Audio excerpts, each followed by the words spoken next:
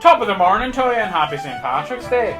Put down that bloody green beer you're thinking of drinking because we've got a real cocktail with Irish whiskey in it for you. Let's get going.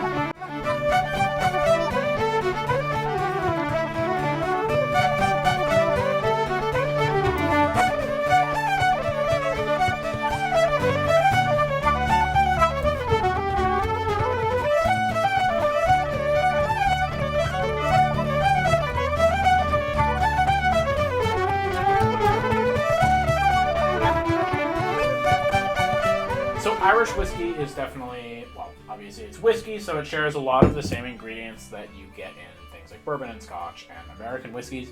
The main difference that you get with an Irish whiskey is it will only have 100% barley in the malt bill, so compared to something like Canadian rye, it will be certainly less spicy, and generally Irish whiskeys are fairly smooth, approachable whiskeys, so it's a great opportunity to use a whiskey in a mixing situation that won't be overpowering on either side of the equation.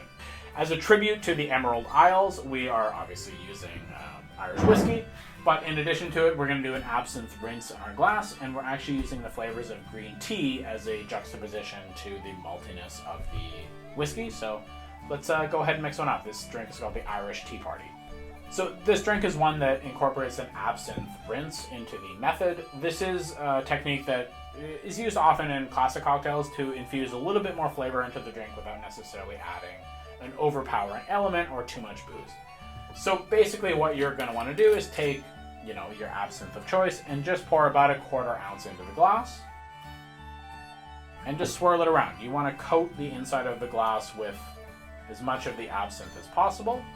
And when you're done, you can actually just go ahead and pour the absinthe right out. We aren't going to use a whole lot in the actual cocktail, but that little bit that we rinse the glass with is enough to impart enough flavor to make its mark on the drink. From here, once we've got our absinthe rinsed glass, we're just going to grab a little bit of ice. And from here, we can add our whiskey. We're going to go ahead and add a full ounce of whiskey.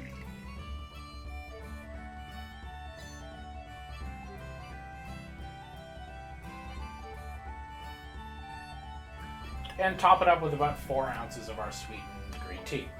This is sort of a to-taste option, so I'm just going to free pour it about up to there.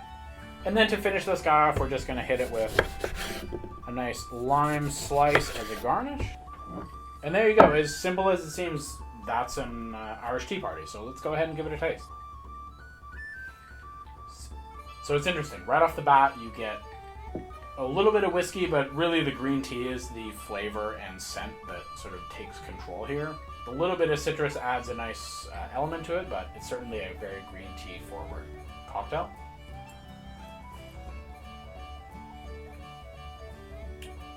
Oh yeah, it's certainly a very earthy drink, so if you like the flavor of green tea, you'll certainly like this.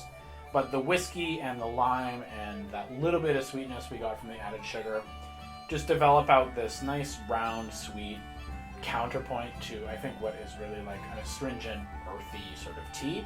So those are really the two flavors that you're working with. You have whiskey and lime on the other hand, and then this earthy green tea on the other. So it's really unique. If you're into sort of a Jameson and ginger type of flavor, where you have whiskey and then sort of a herbal flavor, I definitely think that this will be a drink that's up your alley. But it's certainly less sweet than a Jameson and ginger, and definitely has a more like pronounced earthy flavor. It's definitely a unique drink. I'm not sure I would have more than one, but certainly as like a starter, or if you're into that earthy flavor that green tea brings to the table, I think this would be a great pick. So there you go. There's the Irish Tea Party. If you're into these sort of more modern cocktails and what we have going on, be sure to give us a like, comment, or subscribe. And otherwise, we'll see you in the next one. Cheers.